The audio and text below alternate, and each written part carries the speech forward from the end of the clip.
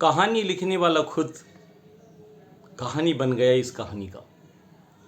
क्योंकि बात है, जब एक व्यक्ति जो करीब 50 वर्ष का था और उसका दोस्त भी करीब 60 वर्ष का था, आपस में दोस्ताना था। वो पहले से ही फिल्मों में काम करना चाहता था 50 वर्षीय व्यक्ति, और उसकी घरबार में रुचि नहीं थी। कहानी लिखता था फिल्मों के लिए, बॉम्बे तक गया, हीरो बनने की कोशिश की, लेकिन नहीं बन पाया। लेकिन उसने सोचा कि मुझ पे 4 बीघा ज़मीन है, यानी 4000 मीटर के करीब ज़मीन है, और क्यों ना इसमें एक मिनी स्टूडियो बना लिया जाए और यूट्यूबर बन जाऊं।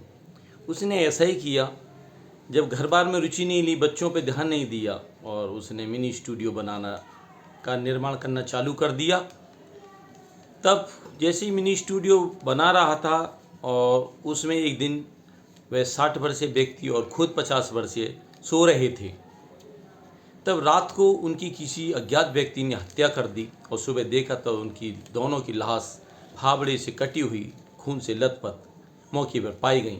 गांव के लोग आश्चर्य में हो गए कि भाई, इन दोनों की हत्या किसने कर दी। बहुत आश्चर्य हुआ, भीड़ लग गई।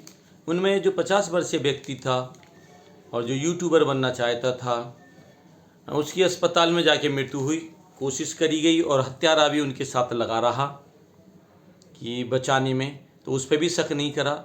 लेकिन अपराध हमेशा खुल ही जाता है। वे जैसे ही वह व्यक्ति अंतिम संस्कार करने गांव में लाशों को लेकर आए, अंतिम संस्कार करा, तो पुलिस ने दूसरे दिन ही पूछताछ के लिए उस परिवार के बड़े लड़का को बुला लिया, जो 50 वर्षीय व्यक्ति के लिए। तो उसने स्वीकार किया कि मैंने दोनों की हत्या कर दी है, फावड़े से काट कर, और 60 वर्ष की इस वजह से की है क्योंकि ये आदमी जाग गया था, और नहीं तो राज खुल जाता। इस वजह से कर दी मैंने हत्या।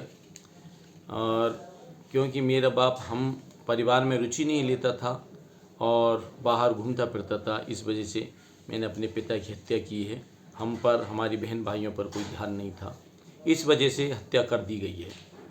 आज वे हत्या के कारणों से ही जेल में हैं। FIR हुई, और FIR के कारण ही अब वो जेल में हैं और सलाखों के पीछे है। तो खुद की कहानी, लेखक थे और किताबें भी लिखी बहुत सारी, उनमें कहानियाँ थीं। और कहानी के जो किताब लिखी गई थी, उसके पृष्ठ पे एक तस्वीर छापी गई थी कि एक वृक्ष है हरा भरा, उस पर एक लाश टंगी हुई है, हत्या। न जाने उस आदमी को पहले ही उस चीज़ का आभास हो रहा था कि एक दिन तेरी भी कहीं ऐसे ही ना हो, कोई लाश टांग दे, हत्या ना हो जाए।